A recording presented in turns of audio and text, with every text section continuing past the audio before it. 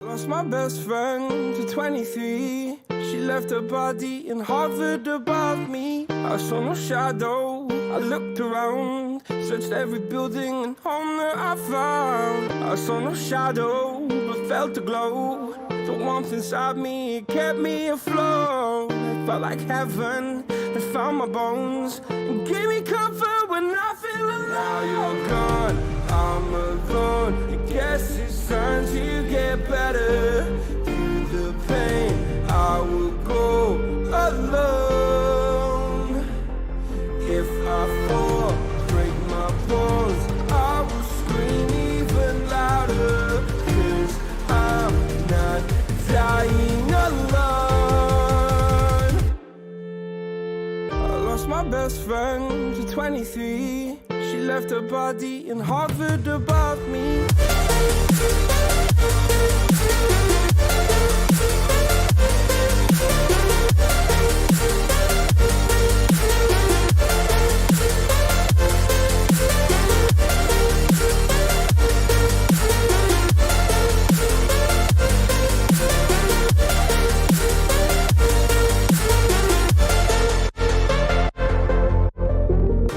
My best friend to 23. I heard the heavens crying above me. They gained an angel, I lost a friend. I felt like dying again and again. I went through hell, stared at death, but I keep fighting with each living breath. I saw no way out from where I stood.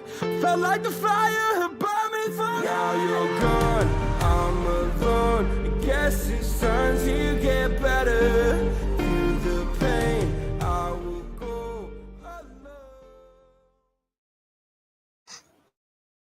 What's up, nerds? Welcome back to the Aggressively Average Angler podcast. Tonight, we are joined by a very special guest who, mind you, we have been trying to get onto the show for a while, but he's a busy man. He's a family man.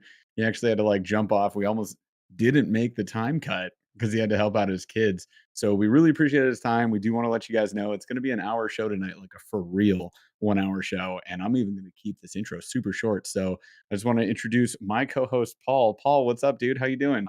Hi, this is amazing. You're not dead. It's so great. Paul's feeling better. Everybody be like, thank you, Paul, for not being sick anymore. And then let's welcome our guest here. We got Ben Nowak, a dude that smacks smallies like it's his friggin' job. Oh, wait, it is. Ben, how you doing, man? What's up, guys? No, I appreciate having me on. I mean, it's been, like you guys said, a long time coming. Just life, man. It's just life and family and work and life. So you guys know how it is. Oh, 100%. We were talking about kids a little bit before this, and it's funny how a child can be so beautiful and yet also absolutely a terrorist. So Yes. we totally get it, and we appreciate your time for today. I was just thinking about this too. I just want to throw this out there. You guys remember that Monster Bass podcast we did on a back porch at an Airbnb on Houghton Lake in Michigan? Ben was there, so we technically did podcasts together before. Yeah. Very different circumstances. Yeah, But it was fun. Yeah, that was something. That was I've never done a podcast like that, and I may never do another podcast like that ever again, where there's like a panel of 10 people sitting in a row. It was a lot going on. It was definitely a lot of fun, but we're in for some fun tonight, you guys. So thank you so much for joining us. If any of your fishing friends are not on here right now in the chat, you should go invite them in ASAP. Also, quick reminder, podcast is available on all podcast platforms. So help us boost this show up a bit. You can help us do that by subscribing, downloading episodes, and leaving us a 5-star review, and then sharing the show whenever you get a shot. The show is sponsored by Monster Bass. As always, we're doing a giveaway end of the episode. So hang with us this whole hour tonight, and you'll get a shot at a $25 gift card to monsterbass.com. Shout outs to some of our other amazing sponsors like Akuma and Waterland. And also, if you guys want to support the show, you can click join below. I'm done. Go for it, Paul. All right. See? So we're gonna get to our icebreaker, the Q with the D. This one is I'll be honest, I geared this one a little towards Ben. So this one is for everybody, but we'll let Ben go first. Mostly Ben. What is the best flavor that Mountain Dew has ever devised? Oh, This man. could be This is gonna get me in trouble because Oh, no.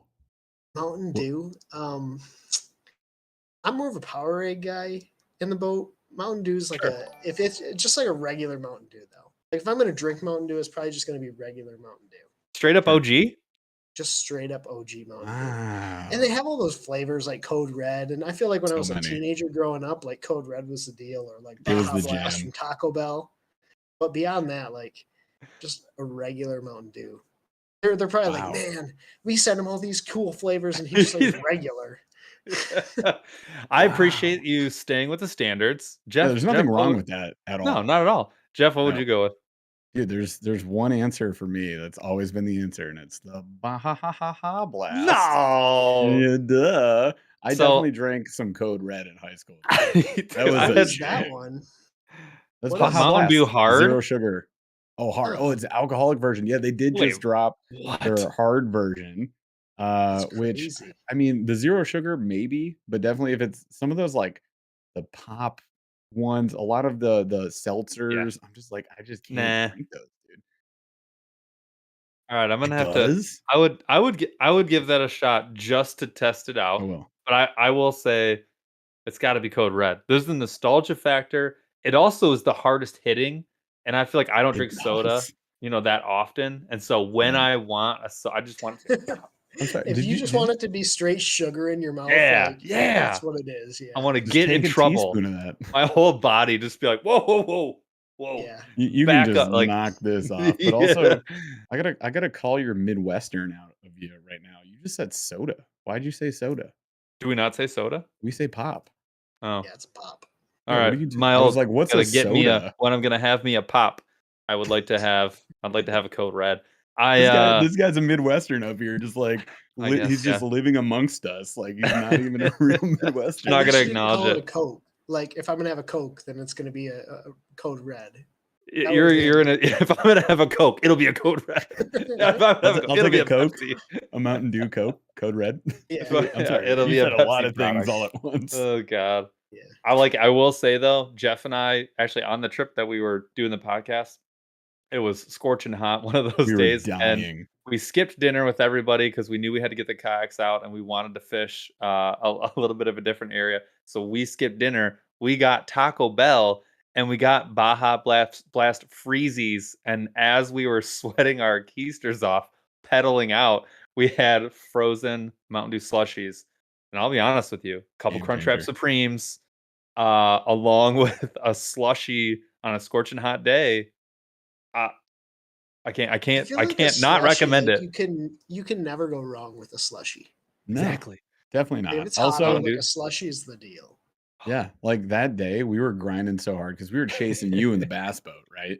Yeah. So you guys are flying around in your boat, and we're just like pedal, pedal, pedal, just dying in the And boat. not only that, dude, it was blowing like 30 miles an hour. People will It was never hustling notice, but for it was quite a blowing while. so hard. Yeah, We tried to like sneak to a lake that wouldn't blow, and it was just blowing everywhere constantly. it was. Yeah, we could not avoid it. We did an Instagram live on the way back while waves were just going Yeah, over us. that's right. It was hilarious. And then that Baja Blast, that thing hit like a sensu bean.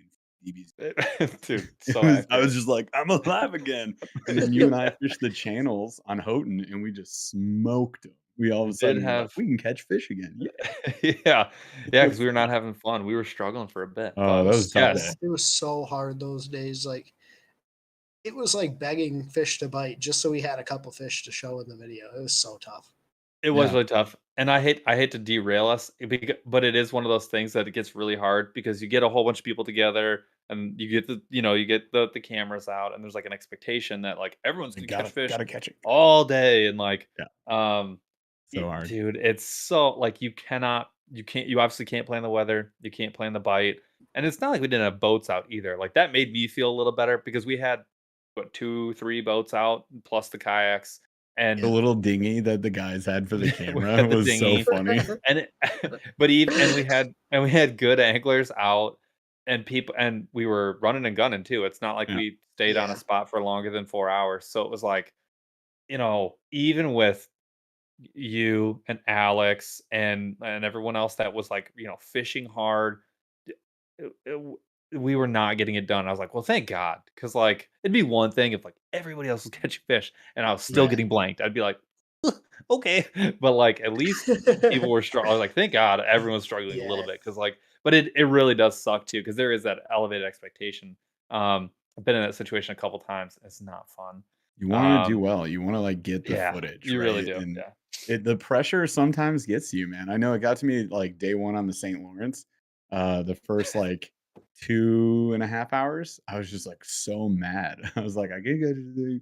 Roll on camera. I'm gonna do something." And then, like, I just gave up on that feeling. I was like, "I'm just gonna try new stuff." Tried the Carolina rig. All of a sudden, day turned around, and day 2 was Well, even like better.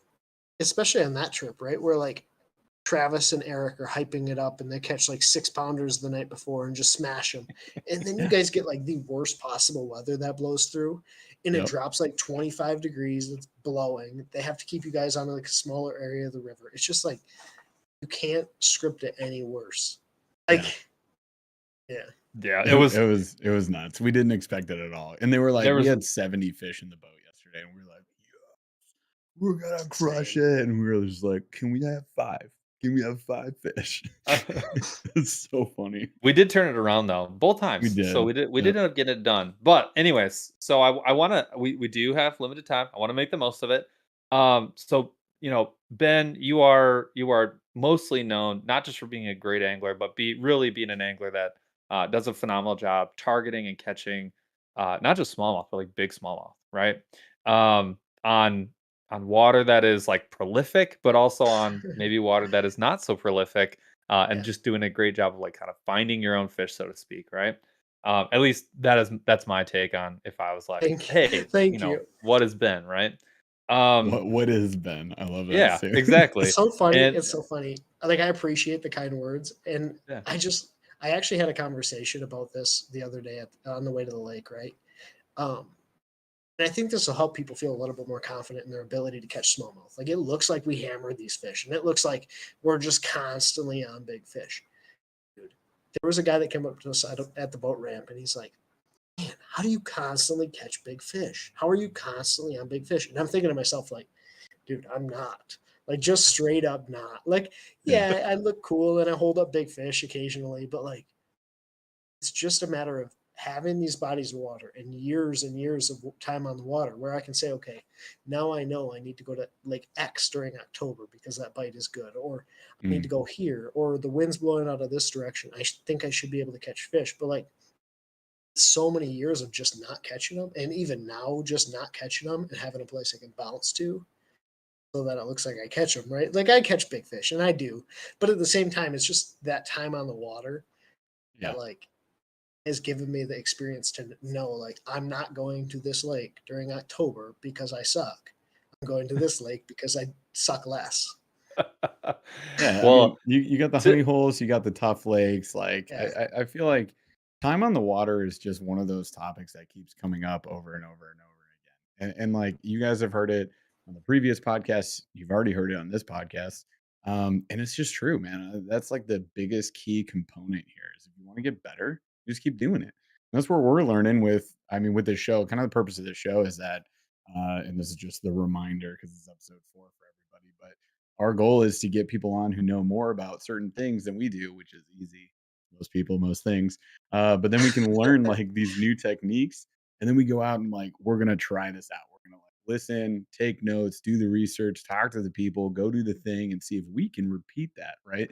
So if we can make that happen, glide baits, for example, we've been just dinking around with them, and it really is time in the water because the first time you throw a glide bait, you're like, I'm sorry, did I just heave an anvil overboard of my boat? And like, how is this Yeah. going to catch me a fish?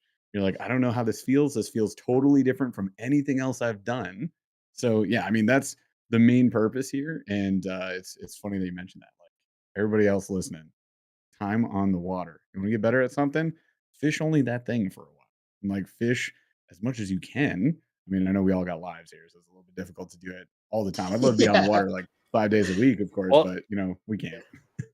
that's actually where I was going. So, and by the way, we had on the previous podcast, we had a question when we had some of the best anglers that we've ever had on the show, and one of the unanimous answers when we say like, what is one of the question was like, what is one of the universal truths of fishing, and that was the only thing that people agreed on was that time in the water is the only thing that can make you better. Period. Forever. Like if you had nothing else, time will lend itself to being better fishermen. Period. Um, the only unassailable rule. So take it for what it's worth. Um, but I guess one of my questions is like, well, I guess I want to start with like, how did you get focused on smallies? Because you spend a significant Mhm. portion of your seasons on. We get 4 of them here in Michigan, but you spend a significant amount of your time focused on smallmouth. What kind of drove you to smallmouth and kind of maybe steered you away from largies, and really any other species that are out there, right? Yeah, so I actually didn't catch a smallmouth. The first smallmouth I ever caught was not in Michigan. It was in New York. It was on Lake Champlain in New York, when I was like 17 years old or so. Nice. Um, because I started watching Mike Iaconelli City Limits Fishing, which is a television show like 10 years ago. Well, I started watching that show and I was like, oh my gosh, this guy has a really cool boat. Bass fishing tournaments are a thing. Like this is something that people can go out and compete and like catch bass. And it's like a cool thing to do. Like this isn't just me going out and casting off shore. Well, so then I signed up for a tournament and I got like way in over my head. I was fishing a Toyota series, or it used to be like a Rayovac, which is like semi-pro tournament as a co-angler on day one. And dude, like understand, there's normally like steps you take to get here. Like I didn't know anything. It's just like I didn't even have a boat. I didn't have a boat. I've never been in a bass boat ever. So I signed up for Lake Champlain and I get drawn with Brandon Coulter on day one, who is now MLF Pro Circuit guy or BPT guy. Dude, so we're out there. I'm using a Berkeley cherry wood from like 1984 with a Fenwick HMG reel, also that didn't have like anti-reverse. It's so old, like there was no anti-reverse on this. He Oh had my to look at god. me like I'm just a doofus because it's 2014, Yeah. 2013.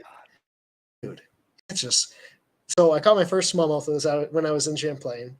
I came back. I bought a boat. It was like strictly a largemouth guy. But then what I Yeah. realized is like no one fished the Saginaw Bay.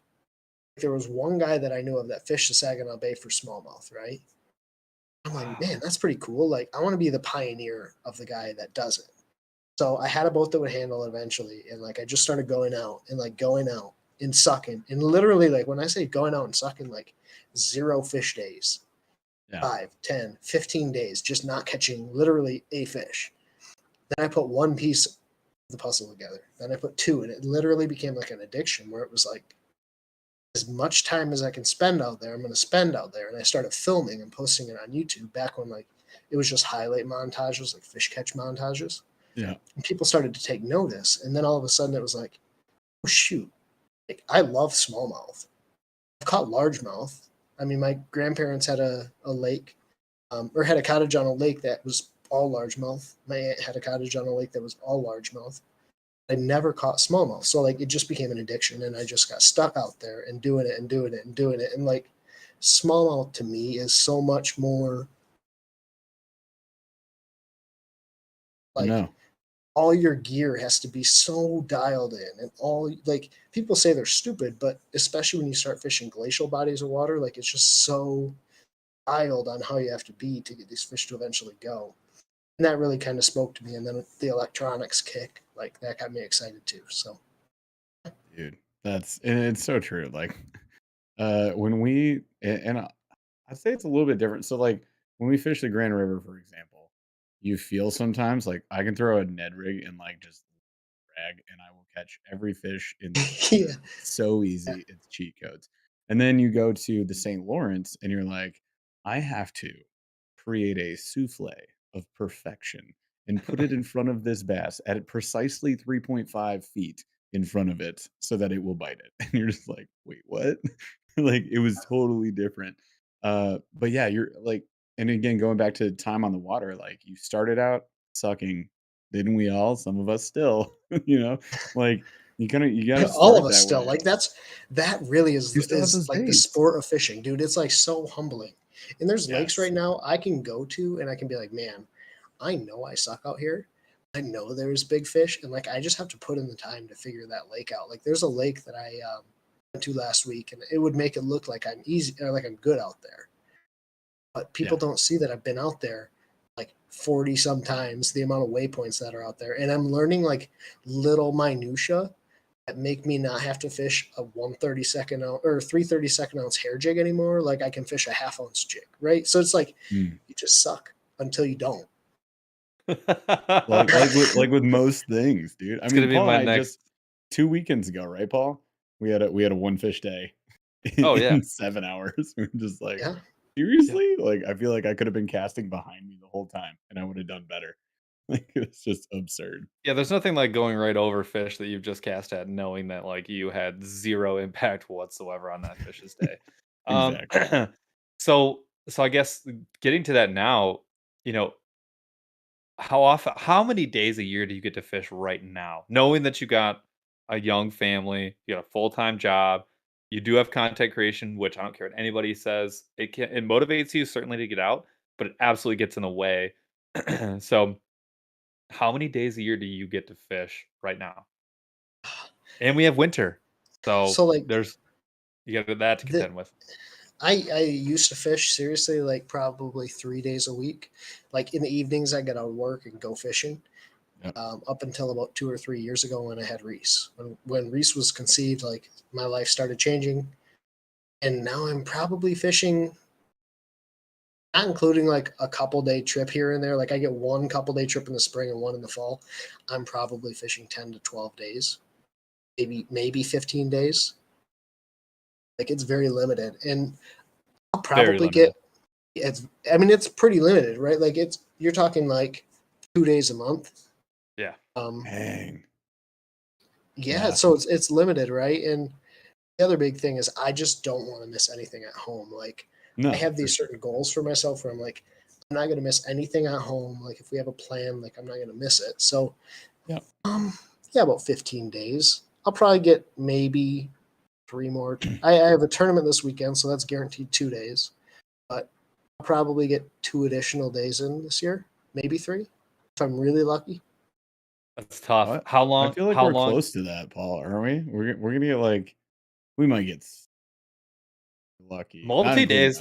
multi Well, days ice will be awesome. are rare. Multi days are definitely rare. Oh, But we multi-days do get definitely don't happen. but I mean once a week is like pretty much it's very That's constant. our goal is let's Yeah. get out Yeah. on Saturday or Sunday, Yes. depending. For And like for the last for 6 weeks, for a my third kids of a had day. soccer. Yeah, for a third of the day. So my kids had Yeah. soccer, so we had to do Sunday, and then it didn't always line up. So it was like, you go there, I'll go here. Yeah. And just do what we can, right? Yeah, Yeah. I mean, that's a great point. Like you guys are talking about third of a days and like half a days, right, of fishing. To me, it's like it's hard because there's just not anything within like an hour. So if I don't get at least a half a day, Mhm. it's like very tough to even make it useful, like make it worth my time to even take the boat there Well, and because that's Right. expenses and everything. that's you make a great point. That is one of the reasons that I don't have a boat. Um, True. it actually kept me off the water when I had one because I was in a terrible situation to have a boat, but it was like I had to do everything from carry the 85-pound motor out, Yeah. because I was worried about it getting stolen where it was parked and whatnot, and then it was like the motor didn't work half the time because it was a 50s motor that I was like working on, right? But it had become something that was so much of a chore that it was like, well, I'm not going on the water. And then all of a sudden I go to a kayak and it's like, okay, drag it over here, 3, 4 rods, couple tackle boxes, everything else is pretty much sitting in the kayak already. Okay, I'm going. And that was an enabler versus like even just mentally the idea of like okay, I get all this stuff together plus Yeah. gas and everything else. And it was like, and then I'm Yeah. probably gonna get stranded out there. So it's like, all right, maybe I'm not gonna go unless I have like the entire day. And obviously this was pre-kids. So I say that not to dissuade anyone from getting a boat, but that actually, we talk about like the most important thing is time on the water. So whatever for you is an enabler, because for some people that's a boat, because it means like we were doing that, what we were talking about. You're like, okay, if I hit this lake, I've got 5 or 6 nearby. I get to this spot, it's just no good. There's a bunch of people Yeah. on it.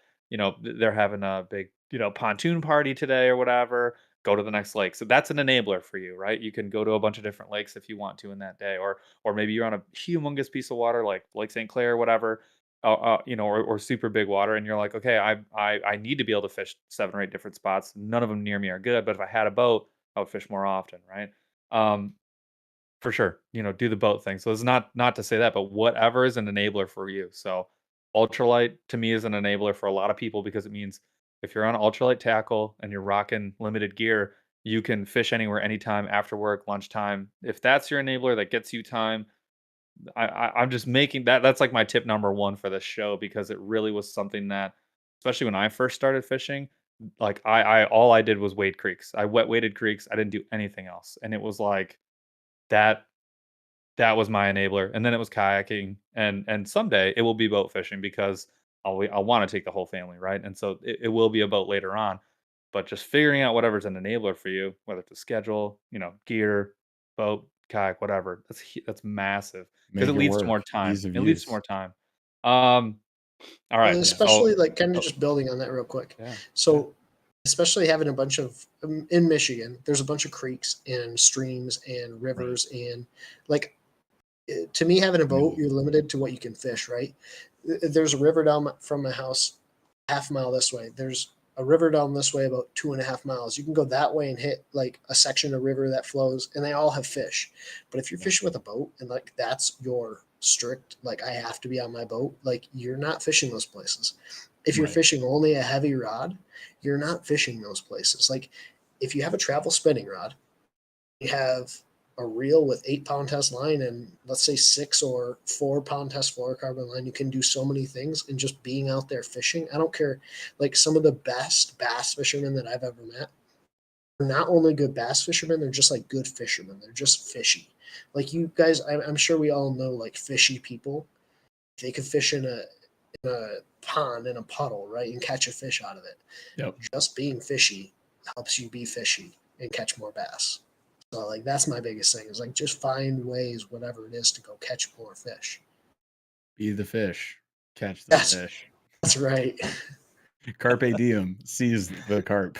oh god, Dude, that Jeff, you that's want to? like that's having a rod and reel like in the back of your truck and just being like, I've got a Plano like 3600 in the truck back pocket. Yeah. Dude, Like boom, I hit anywhere I go.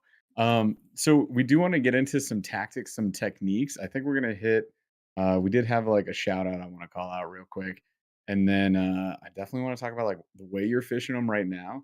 And if it's not drop shot, that's totally fine. We don't have to talk about only drop shot. But I'm fairly certain it's part of it, and I'd be interested Yeah. too. So real quick, shout out to Burley Bunch Elite member Dalton Miller, who answered way back. And yes, we have to space this out to like give us better timing on the show. But he called out Code Red. So he did want to let us know the Mountain Dew flavor of choice, Code Red. So he sides with Paul, and it's fine.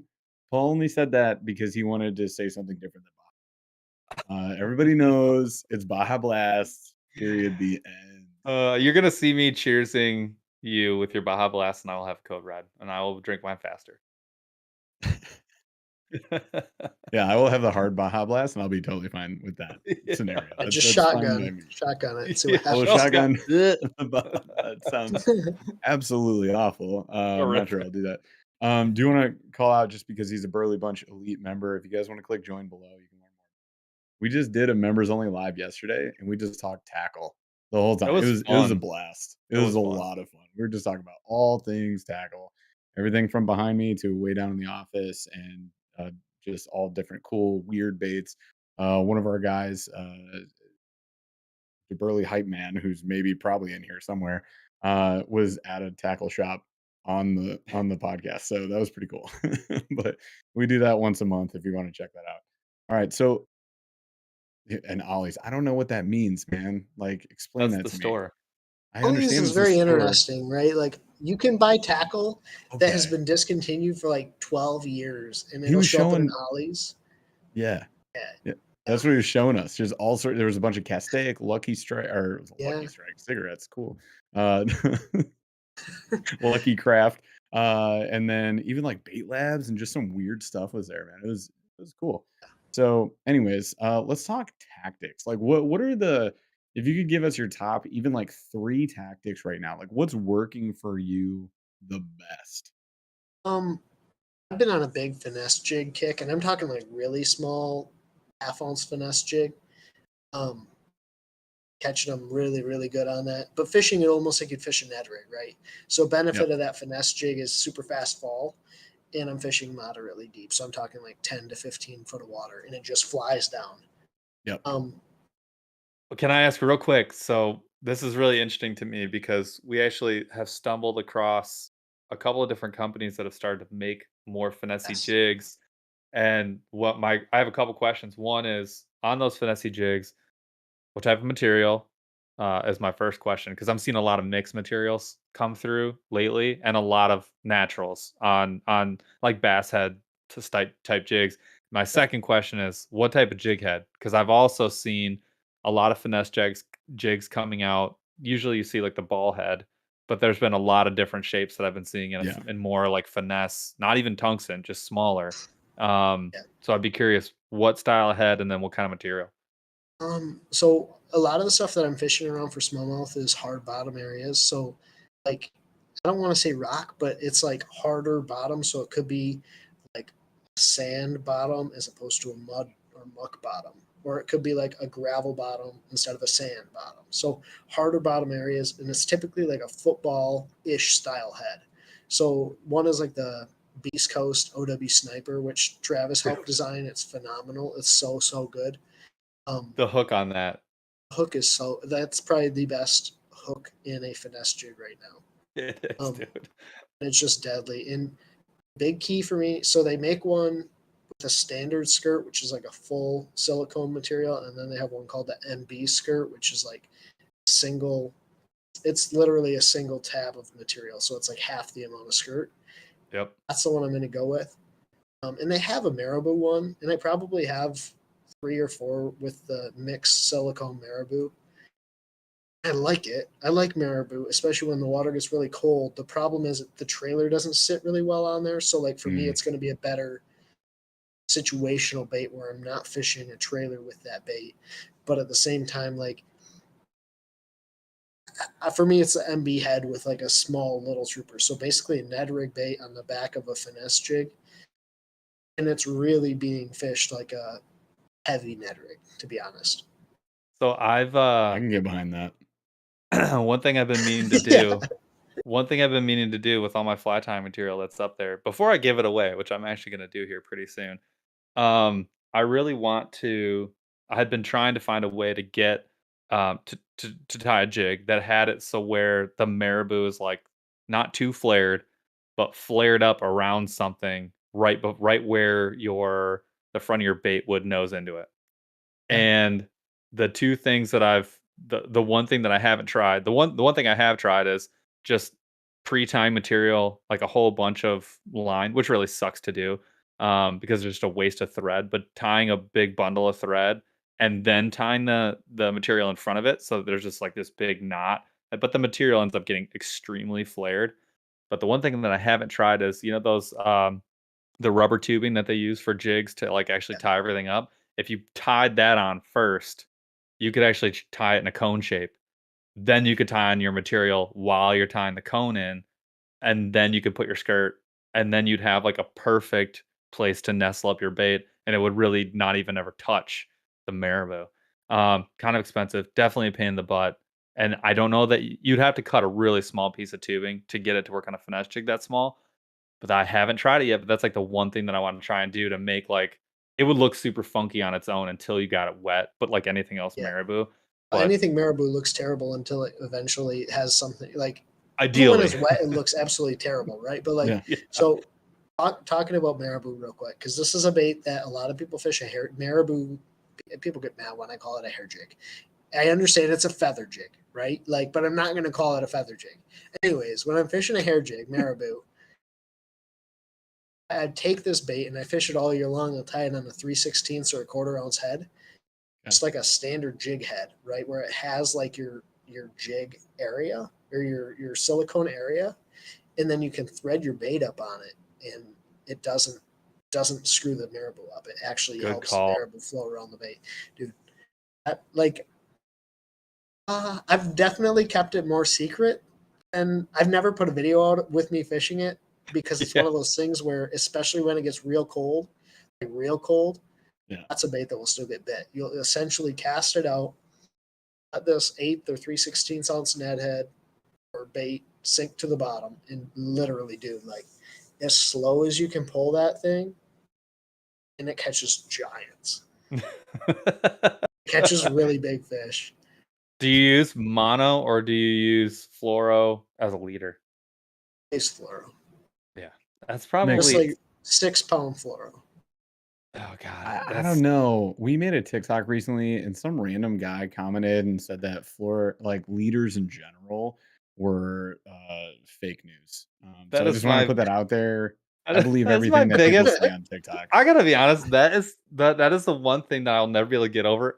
If you're looking to get something where a bunch of people are commenting and are responding, like if you want to start an argument online, Go to start an TikTok. argument. The easiest way on So social easy. media, on TikTok or in Shorts, the easiest way, and it's not even honestly, I don't think it's close, is if you say anything, make almost Anything. any comment about leaders or leader knots, like Yeah. either one, and people will.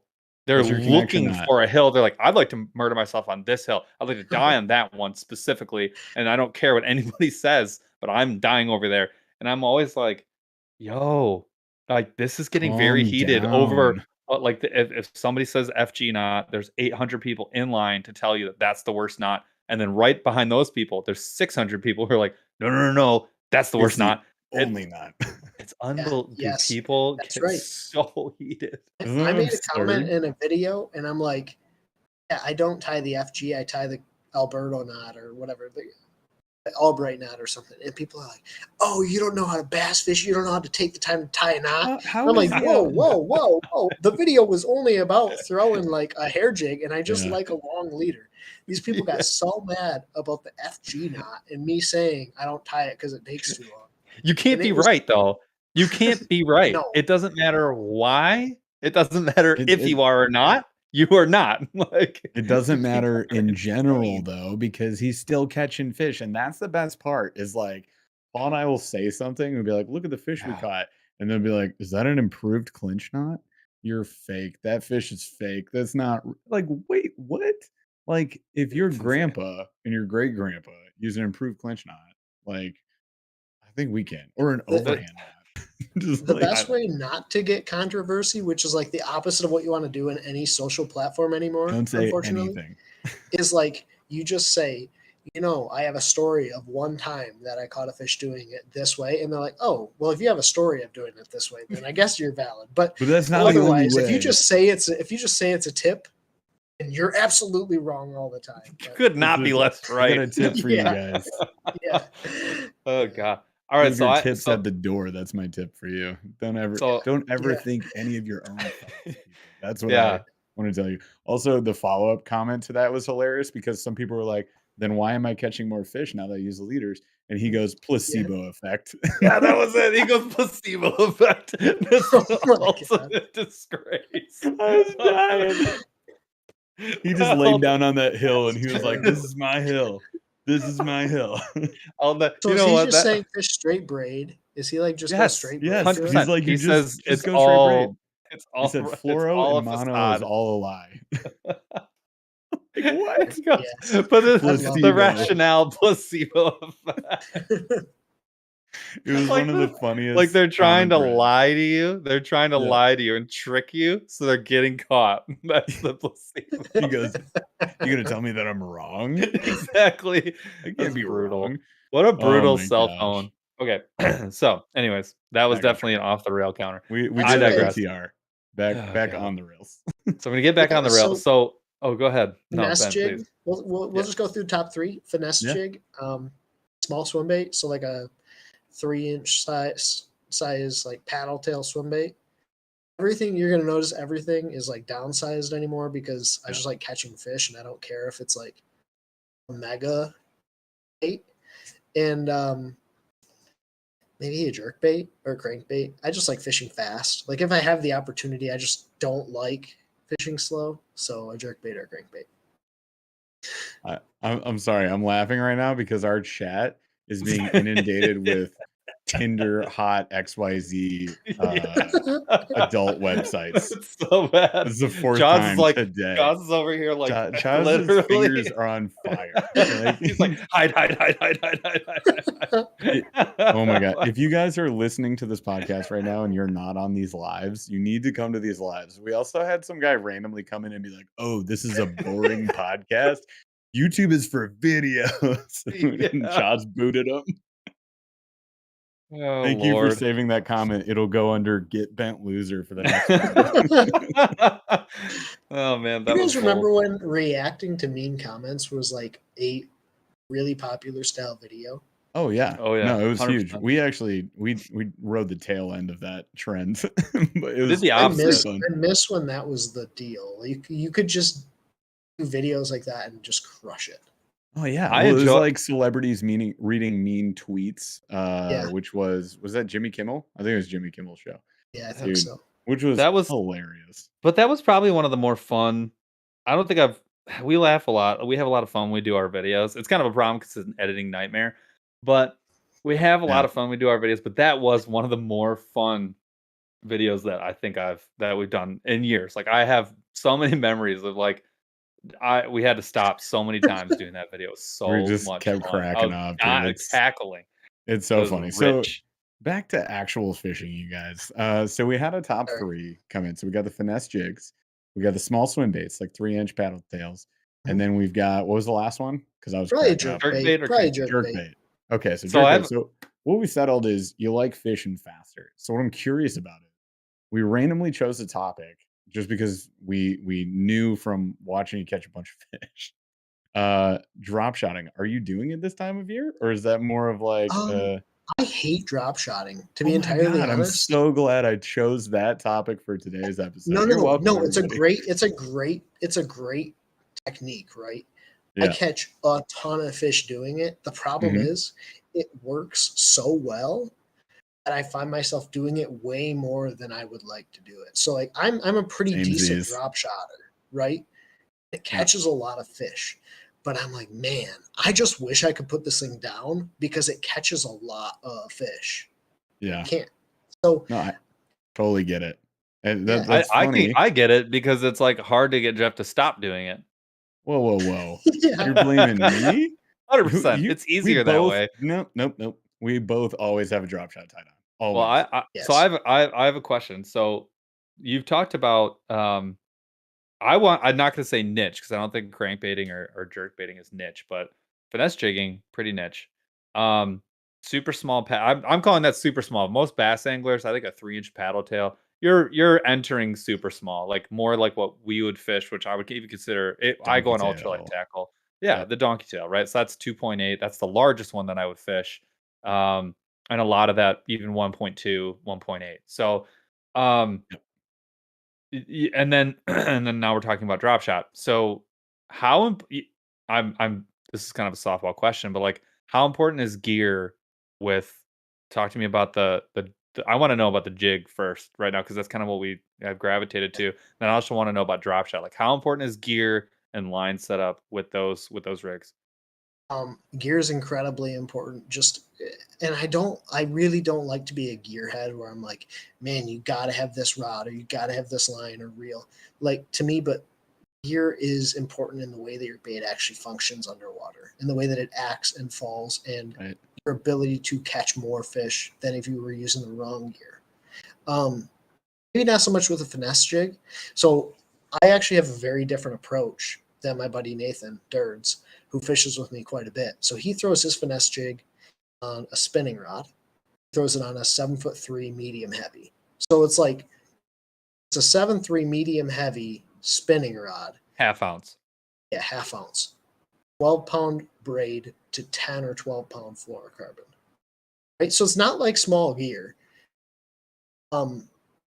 Then he fishes a pretty tight drag, but the benefit of a spinning rod is the amount of sensitivity and how fast you can get that bait to fall.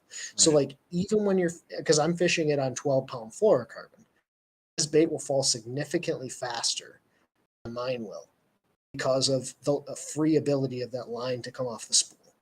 So It's like just the line. You're not working against the spool even at zero. Exactly. Yeah. Right. Even as right? Like if I'm pulling line, I still can't get my bait to fall at the same speed because it's not as free as his, which is essentially 100% free. Yeah.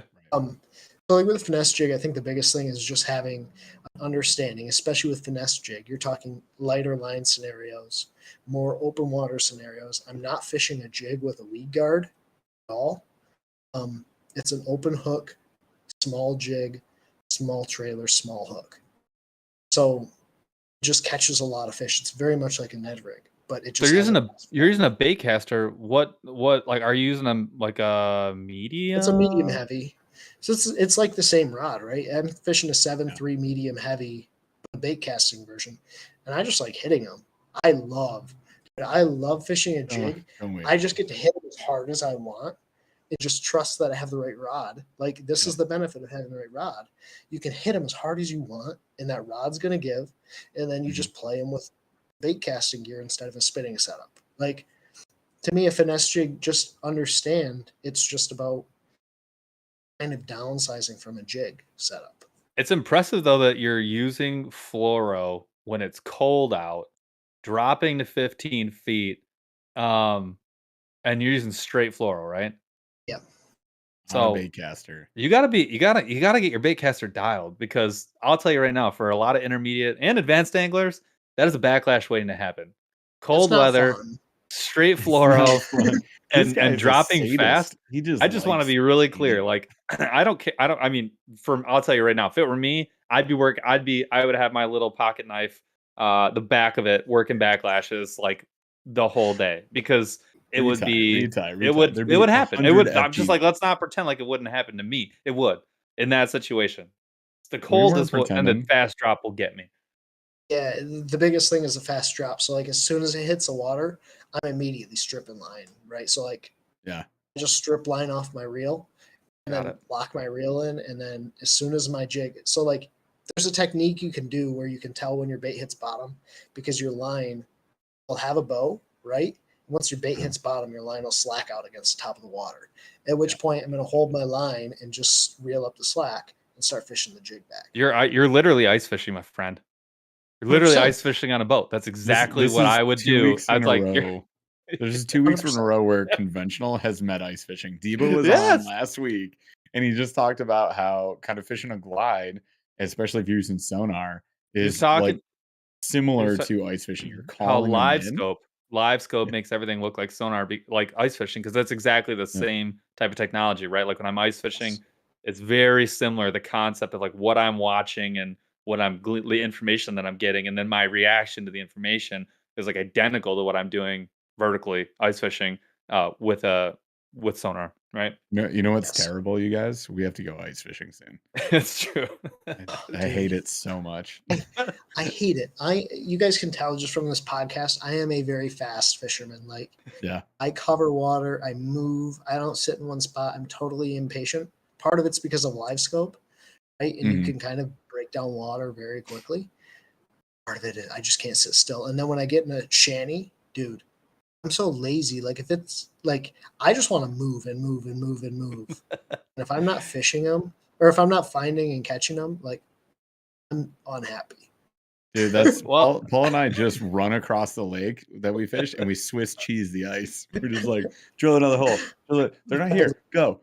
and like somebody. Okay, you guys People can say, "Sit tell still, just you're by gonna their hit 'em." energy level here, but you guys don't understand. Like Paul's energy level, what you see right here, it's like in person times 2. It's not ideal. It's true. Paul is the most like happy. I don't know if it's happy go lucky. It's just like super positive, ultra high energy all the time. He's a horrible individual. Remove the man. positive. Ultra negative, super sad. Very ragey, I think, That's is funny. usually what I get. Rage is a key term for sure. All right, so I think at this point in the show, like we've got some techniques nailed down. So apologize to everybody who's like looking forward to just talking about drop shots, but also I'll touch on drop shotting real quick because here's like Sure. there is some really really good stuff here, and I think a lot of people get turned off by a drop shot because if you think of historical drop shotting, right, you're thinking you take a long leader bait, you make a long cast, and you drag it back to the boat. Mhm. That's not how I fish a drop shot ever. Nope. So Like I will just absolutely never fish it like that because I don't have the patience. So I'm a very target oriented fisherman with a drop shot. So like if I know there's a patch of grass, I'll flip my drop shot to the grass. If I know there's a contour change or there's bottom composition change, I'm focusing on that. Or let's say you don't have electronics. Let's say you're fishing from the bank, right? You can use your drop shot, upsize your line a little bit. Instead of fishing 8 to 6, fish like 10 or 12 to 10, flip it around your laydowns, largemouth or smallmouth, and like have success that way. But I'm just not one of the guys that's going to cast it out and drag it back to the boat. I just think the biggest misconception is that you have to catch or you have to do that to catch fish. I use it as a target fishing technique to quickly cover water. And when fish are finicky and I know they're on a certain spot, then you can dead stick. Then you can cast it out to that specific piece of cover and hold it there. But I'm never going to be dragging it. It's just so tough, man. It's so slow. I think that's huge because I definitely hear that a lot. Whenever we do finesse or we do ultralight, everybody's like, I just don't want to fish slow. And then I'm like, have I you was gonna say I watched don't have us? the patience. They'll be like, Like, I'm not patient enough. And I get so I we like don't fish I that want to go stuff on a slow. tirade. I want to go on a tirade because it's the same thing with the Ned rig. People will be like, I just need to be more patient with the Ned rig. I'm like, no, you don't.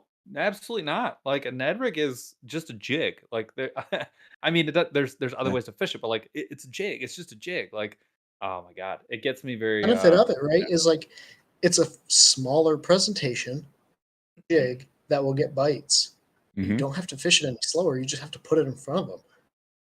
Yeah. And we don't fish it slow. Like I will go EWG style. I will fish a quarter ounce, and that's like a big Ned.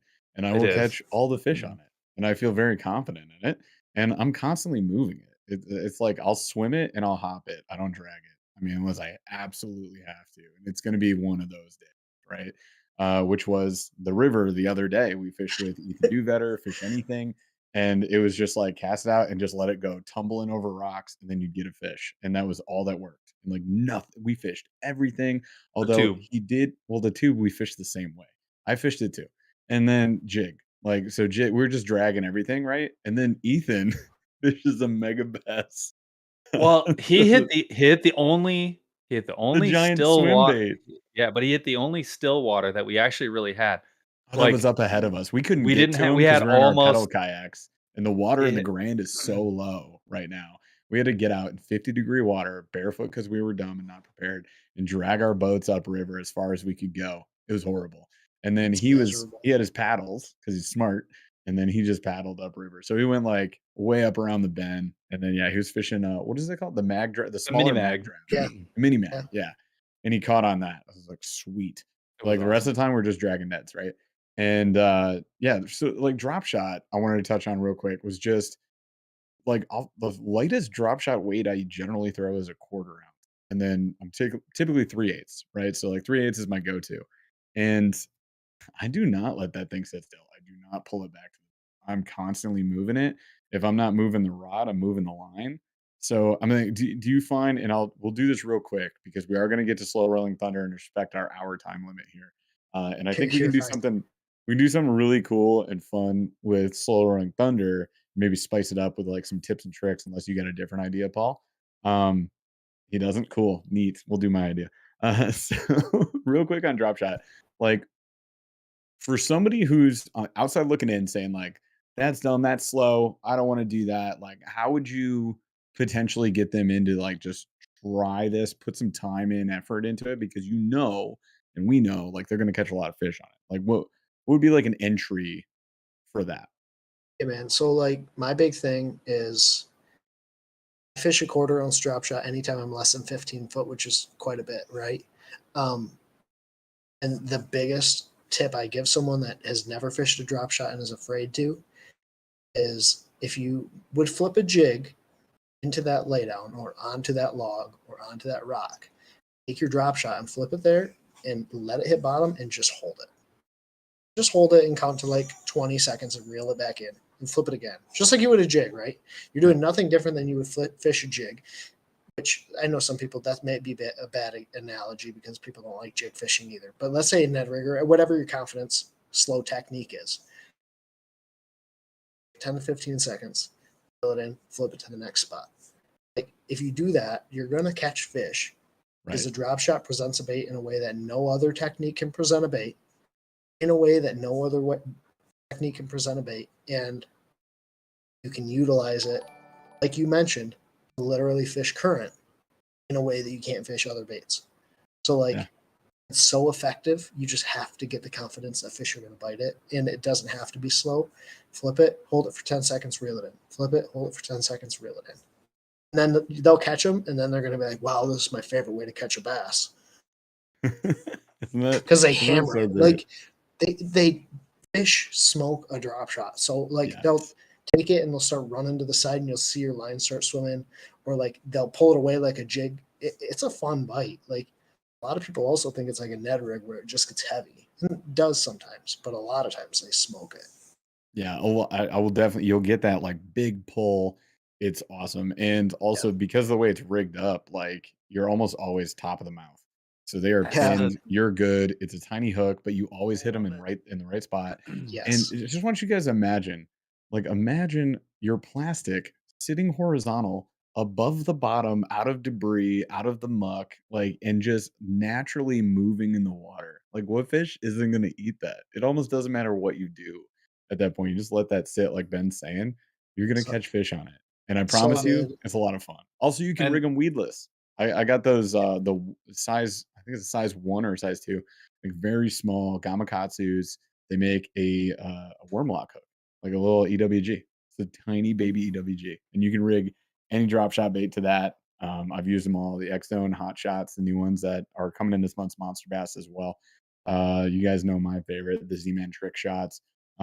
You're fishing the flatworm, right? Like what's I Yeah. think you mentioned before, like where you fish most time, it's that smoke purple is like Yeah. your Mango. I really favorite like the smelt or smoke purple, right? So like smelt. really natural colors. Just like to me, scent is enormously important. It's like the next realm of bass fishing that everyone's going to start getting into is like how to get fish to trigger on scent based baits. Yeah, I think Maxen has really started to lead the way in that, and we have other companies that are really getting into like IO based scents, which is important. for sure. We've talked to a few, and somebody keeps bringing up like bait fuel in here. I don't even know what that is. I mean, I think I've seen it here and there, but Yeah, you have. we'll have to check that out. We'll do like a scent versus Bait unscented. fuel is like someone had an overstock of KY jelly, and they're like, Yeah. Sold. Oh, But I mean, okay. Cool. even Nico, sorry, even Nico, sorry guys, I even just no, ruined not at your all. stream. But Even Nico baits though, like one of the sort of like, and that's a bait that we've been using for a long time. Right. They're using shrimp and a lot of those other natural things that everyone else, earthworm and some of that other stuff. So it's like, I mean, it totally makes sense. And Biodegradable, all the if good stuff. if guys, it's amazing. Like dudes who I was off scent forever until you see guys like Travis Manson who like what they do with their free time is like cook up insane scents, soak all their baits in it, and then that's what they're doing right now. Like that's the thing. And you're like, all right, I can't dog it because I've watched it Yep. work a million times. I was off So scent until I literally got my butt kicked by a 9-year-old kid in my boat Just fishing max max scenting. scent next to me. Literally, dude, like we were on this spot, right? And there were thousands of fish. Like every cast you could catch one. Yeah. Well, picked him up off the bank or whatever, and he was in the boat with me. Well, I'm like, I'm not gonna waste my max scent fishing for these thousands of fish. But here, kid, like I want you to catch some, so here's some max scent.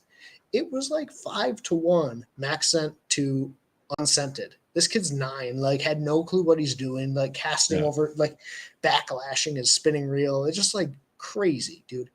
Then I'm like, oh shit, I gotta start fishing max scent because like it's real scent or That's something about it. Because I know I'm sponsored by Berkeley, but max scent baits look terrible in the water when you actually fish them on a drop shot, like they sink. yeah. The scent tells me that it catches them. Yeah, I mean, if you got a bait that just looks that's terrible and it's maybe still that's catching them, that's great. maybe that's gonna be my 2023 adventure. Like that's what Scented baits. I'm just gonna decide to obsess over that next year. You're Maybe just gonna that'll get be all it. that bait fuel. You're gonna fill up a kiddie pool of bait fuel. My You're jelly. gonna you're gonna throw all your baits in it. Look Why what I does this guy made. have a giant order of Astroglide? Well, No, it's no, about. no, no. See, let me tell you something. It's gonna catch Send is all a the real fish. thing. Travis obsesses over it. He It's literally unbelievable. cooks salt out of his baits. Those guys. He soaks his baits till the salt dissolves out, and then re-soaks his bait in I scents, know. so it absorbs into the pores where the salt used to be. He Yeah. has the. They It gave takes us a couple bags, remember? Like we still have I have some of their tubes and some of their Z-Man finesse TRDs. They gave me some. It takes a certain type of conspiracy theorist to really make Ex- something like to come up with something like that and get that into it. And We said we wouldn't honestly, go back there. but he's right, and I don't hate to say it. All right, but we're He's right at like about the what? one. Australia He's not not right existing? about the space wolves that are coming from I don't upside know. down Australia to Australia do whatever bats. they're gonna do. We had so much But- fun hanging out with that guy. Anyways, all right. So, yep, yeah, I we do want to shout out a new member real quick. So we got Frank. I don't know if it's Doucette or Duquette, but I can't say last names. I don't speak Spanish. So Frank, welcome to the Snorlax crew. That means you get to come on camera with us for our next members only live, which will be in November. I think we said 15th, right? we didn't Chaz? say, but we will. No, I said you're not involved in this conversation, Chaz. I'm just kidding. Anyway, so we'll see you at the next one, buddy. The 15th. Awesome. So November 15th will be the next members only live. So really appreciate you guys. Also, Ben, thank you so much for the time today. We like to close out our shows with what we call slow rolling thunder. And it's slow because a lightning round, we just They we can't do it. it. We just We can't do it. tried. So Okay. we're gonna This chit is kind chat of a unique. little I've bit. never heard of this, but this is We great. made it up. That's why it's I faster. invented it. It's faster than a turtle, but it's definitely slower than lightning. It is. So here's how we're going to do this one. We're going to go with like 4 or 5 tips from you for right now. Things that you would tell any angler to get them on some fish. And it would just be like one kind of like short-ish, quick action step. Like, hey, go do this thing. You're going to go catch some fish. So any of those. So I'm going to That's let some you good do one in ones. a second. And real quick, you guys, some of you already know the rules. You're already doing great. So make sure you're chatting. Make sure you're saying something in chat right now because we're going to draw that winner for the Monster Bass gift card. Again, $25. It's good to anything on the monsterbass.com website except for the actual subscription. But don't worry, they have a ton of baits. And also, I promise you, behind the scenes, we're working on it right now. An aggressively average angler shirt is coming, and the Ned Rig Nerd shirts are coming. They will be on the Monster Bass site. I'm like 2/3 of the way to getting that done. So just bear with me, right? But for the time being, go buy some baits. There's lots of baits on there and rods too. So you can pre-order a rod if you want to. Put it towards whatever you want. But there you go. So we're going to draw one winner for that. And we'll do it after the second or third tip. What do you think? First question. Second tip. You got it. All right. So All right, just right checking now, out all the Ben. comments coming in. There's a lot of great comments, by the way. Oh yeah. They go crazy at this point. Also earlier they were talking about some interesting topics. So I don't know, maybe go back and look at those later. At any rate, so right now, Ben, what is like one big tip to get people on fish that we'd give them right now for this time in the season? What would you say? Target hard cover. So that would be like rock, wood, could be metal. It could also be sand bottom versus mud bottom, but you're targeting harder bottom areas or hard pieces of cover as opposed to things that are going to lose heat quickly. So things that heat up quickly and things that hold heat longer is a big tip right now.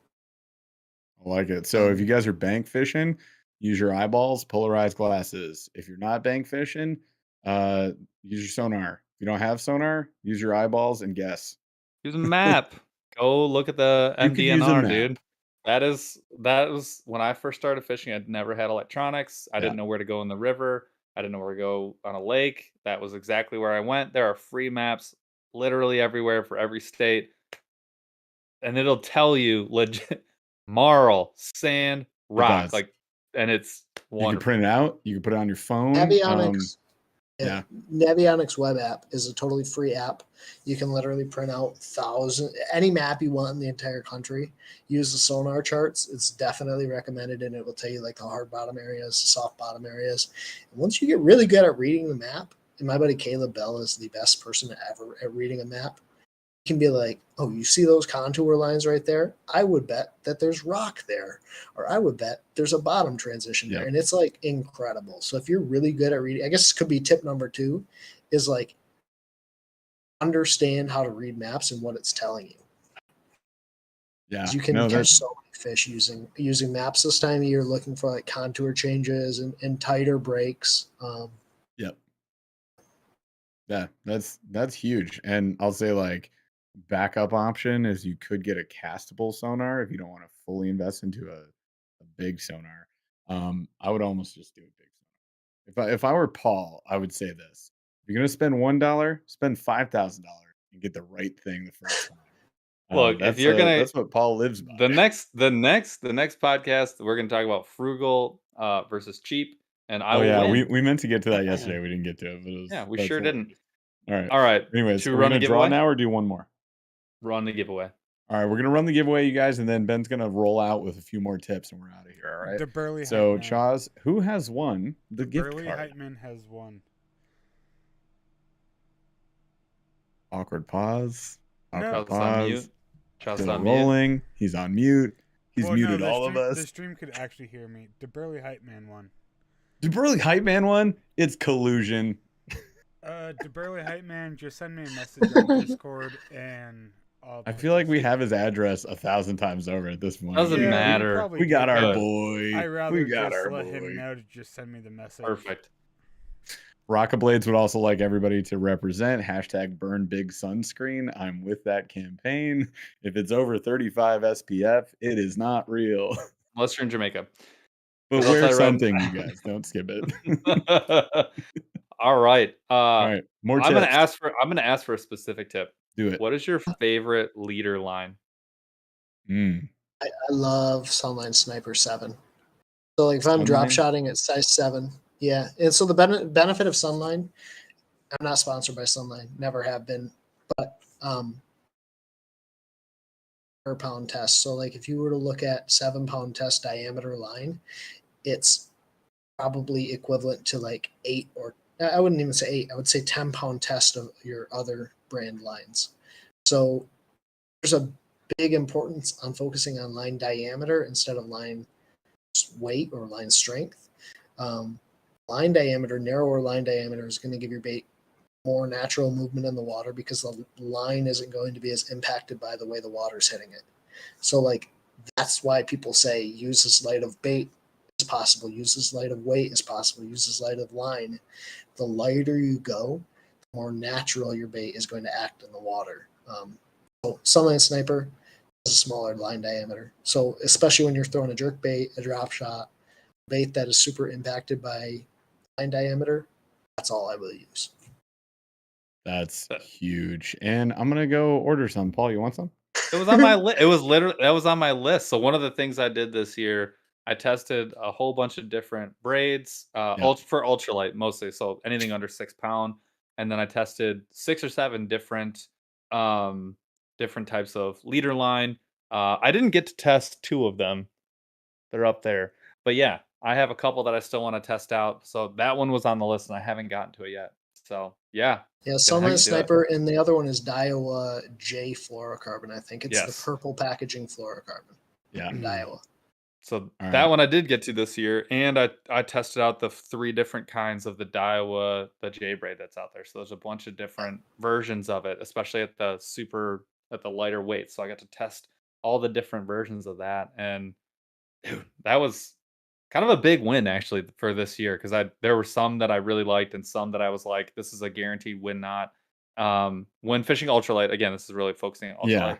But you go into like a really small size reel. So like what is it, a bait caster or is it a spinning reel? I use a spinning reel and I use a 500 size or 1,000. That's what I usually go to for the ultralight.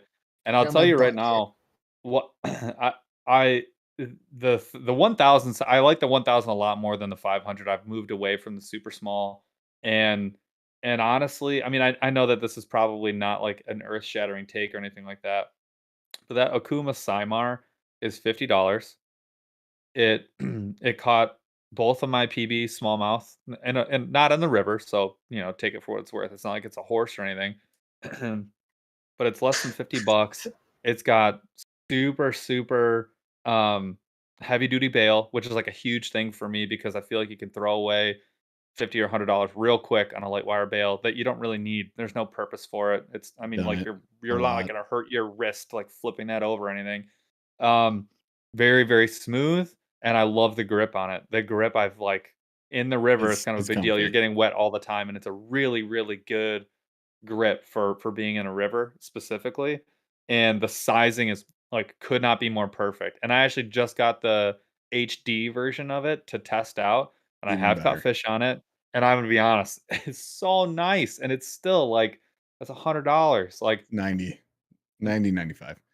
and but that's if you're gonna like upsize. But for $50, I really don't know if you can get a better ultra. I mean, it's just a really, really solid ultralight It's that's like half our ice really reels cheap. now. So like the Yeah. 500 size below, you're thinking ice reels, right? The Yep. 1,000 Pretty much. size, you're thinking like low Yep. end, small Ultralight. size spinning setup, right? Yep. Because Yep. like even my medium light has 1,000 size reel on, which I actually like. And the I ultralight, like it. yeah, I think the ultralight has 1,000. So that's solid. Buddy 1,500. Caleb kicked my butt on like a 15. It might have been a 1,500. Might have been 1,000 or 1,500. But Yeah. he threw straight 6 fluorocarbon. Which I don't want to get into it, but he threw straight 6 fluorocarbon on that thing Wow. and kicked my butt. And he could cast that thing forever with that tiny, tiny, tiny reel. Yeah. Like, dude, That's this is the way you have to fish. You have to fish for trout like this back home, and you catch fish. And I'm like, shut up, Caleb. Why do you got to be so smart? But it's so funny you say that because I was filming a video. It's a stupid jet ski video because that's what I was fishing on. And we were at the cottage. That's what I Everybody had. loved it and watched it, right, Everyone hated guys? that video. But I had a 7.1 medium light. I had it on the 1,000 size, which is what I was using at the time. That little Cymar. I had 6 pound the J braid, and I think it was the 3 strand or 5. I can't remember but it was one of the smaller strands. I, with or without the wind, it didn't matter. I was throwing a 1/32 jig like Yeah. 1,000 miles with like I don't think it was 0 1,000 effort. miles. Maybe over the mountains minimum. But Nice, seriously, dude. and I actually commented at one point in the video. The wind was blowing me away from shore. I had found a spot where I knew there were rocks. There's a rocky point coming out, and there's a tree above it. Bright sunny day. Caught a fish there. I caught a giant drum, and I was like, I bet you there's another one. But I was probably 40 yards further. No problem. All the way out. Stopped the line right at the spot. And I was like, I can cast this so far. Because of that. I just love that 1,000 size for ultralight. It just is such a leg up whenever you're in a situation like that. Yeah, it definitely makes a big difference. So let's do this, you guys. Let's close out the show here. We did our giveaway. We dropped a whole bunch of tips here. So thank you to Ben for the time today. We definitely lied to you. We lied straight to your face. It's 10 minutes past the hour. We're terrible. So, No, guys, I really appreciate you having me on. I mean, I know we tried to get it on for a while, but no, I this appreciate was it. It's good, been though. fun. Yeah, It was a lot of fun. absolutely. We covered a lot of like really tips. There's honestly tips in this video that I've never talked about in any other video ever. So there's some real good stuff in here. Hope you guys So paid attention. You guys should have paid attention. If you didn't, you better rewatch it. And if you're listening, come back and watch it anyways over on YouTube. So appreciate you guys for hanging out with us tonight and for listening if you guys are listening at home. And of course, you guys like the podcast, subscribe, do all the cool stuff. Really like on the listening platforms, that makes a big difference. So drop us a 5-star review there if you could and share the show. Let's get more people on the show talking in chat. You guys had some crazy conversations. Like I'm kind of excited to just scroll back and like read what the heck y'all were talking about because chat, you out of control today. Also, Chaz, thank you for blocking all the Russian bots who wanted to send us to adult friend finder sites or whatever, your friends, and other random meanies that pop in. You're so good at this. So Ben, real quick, where should everybody be looking at you? If they're not following you now, they need to be following you. So where are you doing stuff at the moment? My big thing is YouTube right now. Really big into the YouTube Shorts game. I know you guys got on that a while ago, but like it's a really fun platform. I'm able to post a bunch of like short form content as well as just normal YouTube videos, and then a little bit on Instagram. I'm still pretty active on there, but YouTube Shorts is fun. If you guys want to message me, Instagram's a place to get a hold of me. Got it. And that's Oh, BR at BR Noack. _fishing. Yep. There you go. BR Noack fishing. Go check it out. Also Benjamin Noack on YouTube. What was your I already It was the smallmouth experience for a while. Thank you. So it went from Benjamin Noack to the smallmouth experience back to Benjamin Noack because like posted a couple largemouth videos in there, and people were like, "I didn't Mm. sign up for this." I love when And I people say said, that. I love "Okay, that I'm so much. Benjamin Nowak, so Also, you also aren't paying me to watch my content." Isn't that so funny though? It's the people that don't pay. They're just here on the free app watching free videos and they're like, I didn't sign up for Flesh Dash here to show me short funny videos. And that's what Sorry, we get not all the time. sorry. also So on good. the YouTube channel, the title. Can people hear you, Chaz, or Yes, are we they talking can. to Aaron? Yes, they can. Okay, cool. Yeah. So on the YouTube video itself, you can just click on Benjamin Nowak in the title, and it will take you to his page.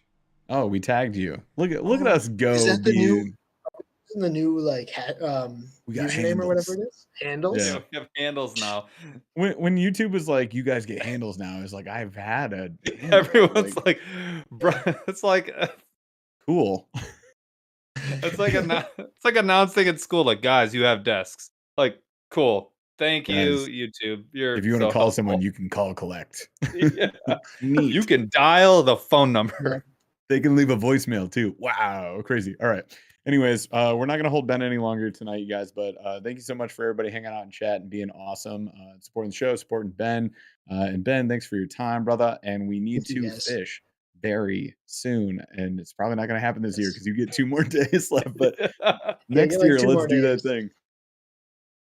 We'll make it Sure. happen. All right, you guys. Thank you so much. We'll catch you next week. Chaz, take us out. Took a swing at a wrecking ball and I prayed for my downfall and I found a way to reconcile, cause in my heart it's not worthwhile. It's a bloody battlefield where sun go down, others heal. In the end it's all the same. All you can do is play the game. Oh, do we say goodbye?